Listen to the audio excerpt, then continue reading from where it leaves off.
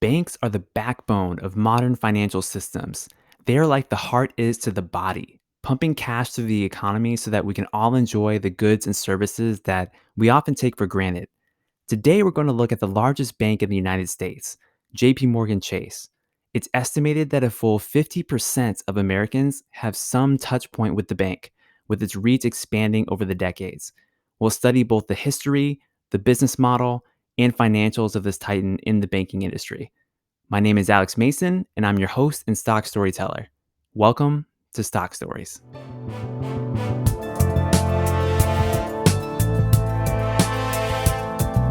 This is the podcast and show where we're studying every business in the S&P 500, and we've studied well over 140 businesses so far. So let's go ahead and talk about JP Morgan Chase now, and starting with the history of the business. The business JP Morgan Chase, as we know it today, actually started out as three separate businesses. First, there was the Manhattan Company, which was founded in 1799 by Aaron Burr. Then there was J.P. Morgan and Company, founded in 1871 by a man named John Pierpont Morgan, who was a New York City financier.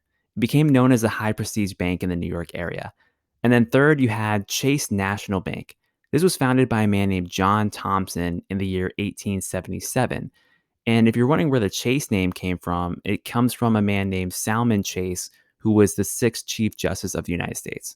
Now, John Thompson started another bank aside from Chase National Bank called the First National Bank, and that ended up becoming a predecessor of today's Citibank.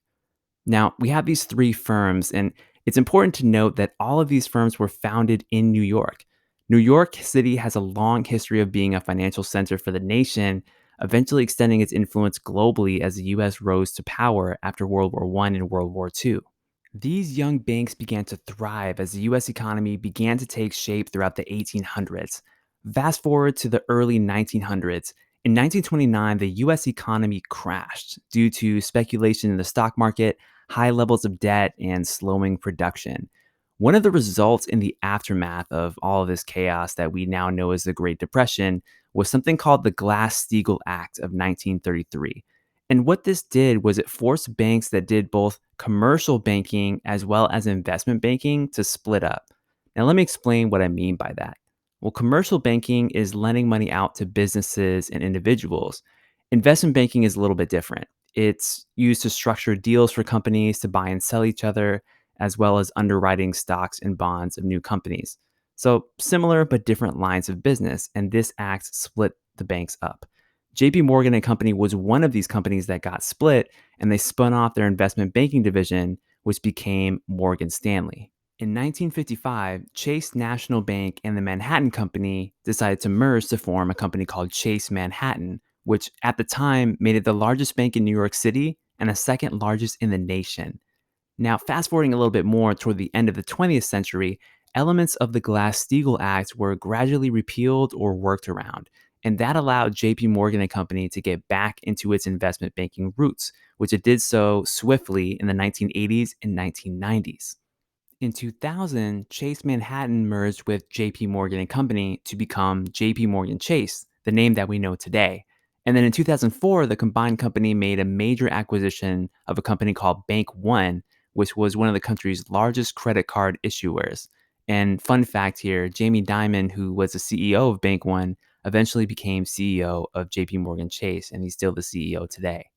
Let's turn our attention now to the business model of JP Morgan and Chase. The first thing that I want to make clear is the business model of a bank in general. Banks make money in two main ways: interest and fees. As far as interest, that's money that the bank makes from the loans that it lends to customers. With fees, it can be an array of many different fees, from investment advisory fees to investment banking fees to overdraft fees, all kinds of fees. But essentially, they are basically a toll on the financial transactions that the bank initiates for its clients. So those are the two primary ways that banks make money. For JP Morgan specifically, it has four different divisions. There's consumer and community banking, corporate and investment banking, commercial banking, and then assets and wealth management. Let's explore each of these so that you understand exactly what they do. First of all, consumer and community banking is the main touch point that JP Morgan has with the public. Individuals can open checking and saving accounts, They can make deposits or withdrawals of their money. Small businesses can take out loans. People can get Chase credit cards, auto loans, or home mortgages. All of those products are part of this segment. In the corporate and investment banking segment, JP Morgan Chase helps businesses raise equity and debt capital. For example, going public with an initial public offering, advising on mergers and acquisitions, as well as other things. In the commercial banking segment, the business makes commercial and industrial loans, real estate loans, as well as some investment banking revenue as well for work related to commercial clients. And then the last division is the asset and wealth management division. Now, JP Morgan Chase manages over $4 trillion in assets under management, which I had to read that twice because it's such an unbelievable number to me. But they manage that money for institutional clients as well as high net worth individuals. So essentially, people will pay them to invest their money for them. Let's take a few minutes now to look at the current financials of JP Morgan Chase and try to understand the health of this business from a financial perspective. So, first thing that I noticed looking at this business is that the revenue is split pretty evenly between interest income and non-interest income. The interest income was about 61 billion, the non-interest income about 66 billion dollars, and this is for the year 2022. And then some of the trends are that the company made most of its non interest income on things like emerging markets currency trading and equity derivatives, pretty fancy financial stuff, as well as asset management commissions. Now, with a bank, financial strength and liquidity is super important. And we've learned that through recent bank failures like Silicon Valley Bank and First Republic Bank also having trouble. But JP Morgan Chase is one of the most liquid banks. They have over $600 billion in securities. Now, I have to note that almost $200 billion of that is borrowed securities, but they do still have a good amount of liquid assets. And then as far as debt levels go, they have about $300 billion in long term debt. So, not a super huge amount of debt relative to the assets on their balance sheet and relative to their revenue and security and cash levels, but something to keep in mind. Looking at the cash flows of this business, one thing that I was encouraged to see looking at the cash flow statement of JP Morgan was that its operating cash had improved a lot over the past few years. They had actual losses of $80 billion in operating cash flow in 2020, but they brought that up very nicely to over $100 billion in positive operating cash flow in 2022. So the business has recovered nicely from the pandemic and seems to be pretty strong. People are spending again, Americans are spending lots of money again. And even though there are definitely some cracks in the economy, 2022 showed that spending is robust. Now, out of those four divisions of the business that we looked at a few minutes ago, you may be wondering which of these are most important to JP Morgan's business. And it turns out that the consumer and community banking, as well as the corporate and investment banking divisions, are the two segments that bring in the most revenue and over half of the profit. So, those are really the primary drivers, the primary engines of the economics of JP Morgan Chase. Now, one of the big risks here that individual investors should be aware of is that even though this is an amazing bank with a fortress balance sheet, it is still a bank. And there are a ton of regulations with this kind of business. And there's a lot of capital requirements to make sure that the bank is stable because so much of the economy depends on bank stability. If people can't get access to credit, if people can't get access to liquidity, that a cascading effect tends to happen throughout the economy. And then things tend to get bad in many other industries, creating recessions and depressions. So that's a risk to think about here. So JP Morgan Chase is a large bank. How do they return cash to shareholders? Well, they buy back a little bit of their stock, not a ton to be honest, but they're definitely not diluting their shareholders. And then they do pay a very nice dividend. Their dividend yield right now is about 3%. Okay, so the bank pays a dividend, and that's nice, but how do we expect revenue and profits to grow from here? Well, in the current interest rate environment, we have to understand how interest rates affect banks. With interest rates rising in the United States, it kind of has this interesting effect.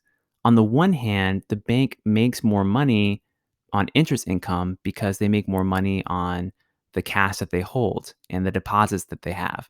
And of course, they pay you and I, individuals who have money with Chase, a lower interest rate than the amount that they collect on their loans. So they make more money on the spread there. So that's a positive for JP Morgan Chase future revenue and growth if interest rates stay at elevated levels.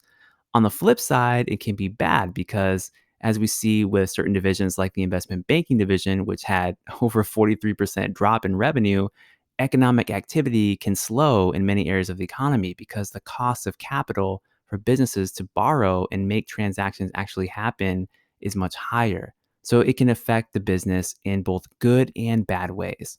Now, ultimately, though, I do think rising interest rates will benefit JP Morgan Chase and other banks as long as, and this is a very important caveat, as long as the overall system remains robust and people continue to spend.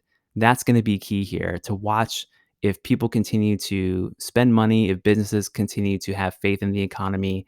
That's something that I'll look at with JP Morgan Chase stock as well as other bank stocks. One thing that I'm liking right now is the stock price.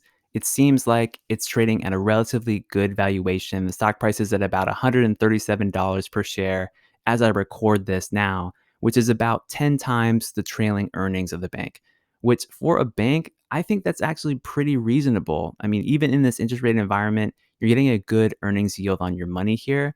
I think the reason that the price is trading at these levels is because there is some uncertainty and some fear around interest rates, around if the economy is going to hold up, which of course we don't know for sure.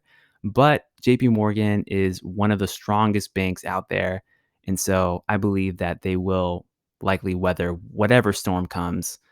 So that's my opinion on JP Morgan Chase. Thank you so much. Thank you. And you can always reach out to me at alex@stockstoriespodcast.com. I am your stock storyteller. Have a great day.